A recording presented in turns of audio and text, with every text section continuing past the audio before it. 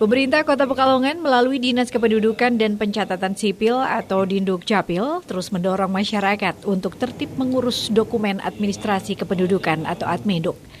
Wakil Wali Kota dalam kegiatan sosialisasi Adminduk 2022 berlangsung di Ruang Amarta Seda Kota Pekalongan Rabu 6 Juli menyampaikan, pemerintah Kota Pekalongan terus mensosialisasikan Adminduk kepada masyarakat melalui RT, RW, kelurahan hingga pengurus TPPKK agar cakupan Adminduk Kota Pekalongan semakin meningkat, terutama untuk kepengurusan Kartu Identitas Anak atau KIA yang selama ini cakupannya dinilai masih rendah dibandingkan dengan kepengurusan dokumen Adminduk lainnya.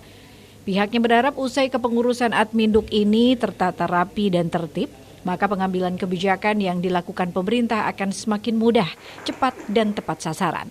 Dan para kepala kelurahan juga TPPKK yang angkanya yang cukup rendah kan kaitan dengan kartu identitas anak yang masih sekitar 60%. Kalau yang lain kan sudah 95%. Itu yang kurangnya itu juga nanti juga diteliti apakah yang 5% belum itu orangnya masih ada atau enggak. Kadang kan meninggal tapi keluarga belum melapor kan.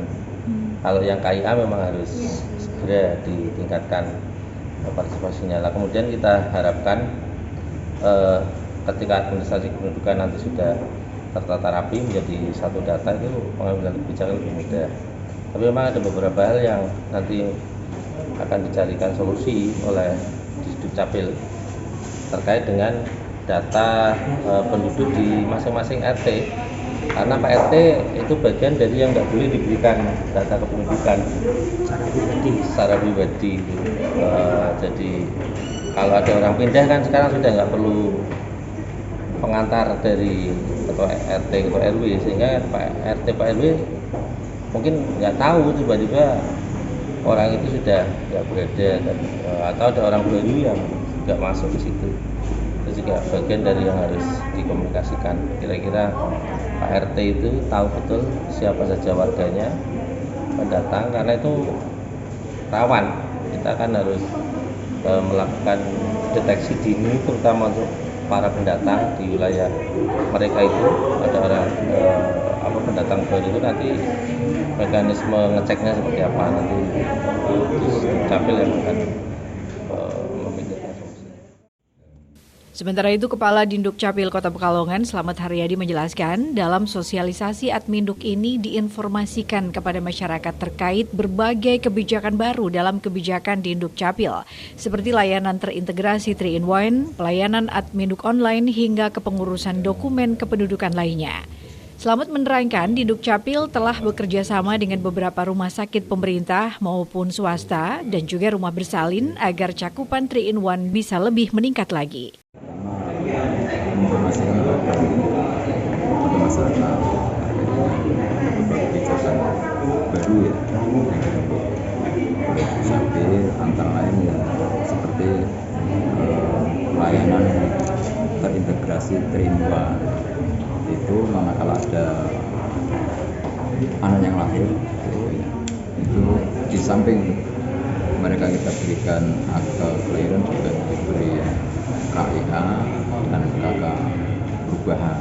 Nah, makanya kami juga bekerjasama dengan MU gitu ya, PKS, dengan beberapa rumah sakit pemerintah maupun swasta, kemudian rumah-rumah bersalinnya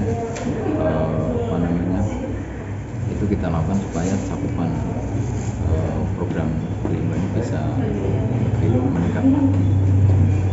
Yang lainnya kita juga di samping ada layanan tatap muka yang memang masih kita jumpai ya, datang ke kecamatan, sambil itu kita dorong masyarakat untuk mengajukan permohonan dengan layanan lewat online ya, lewat link yang kami siapkan itu ketika itu bisa diakses. Silakan mau mengajukan permohonan KK, KTP dan dokumen-dokumen nanti sebelum yang lain itu nanti di input ya formulirnya, kemudian nanti diupload datanya, dikirim ke kita proses dan kita. Kalau angkanya Pak mungkin dari target yang di Kota Pekalongan kita ini yang menjadi PR yang cukup mendesak itu kami tadi disampaikan awalnya KIA itu kayak memang cakupannya masih rendah ya, hampir 60%.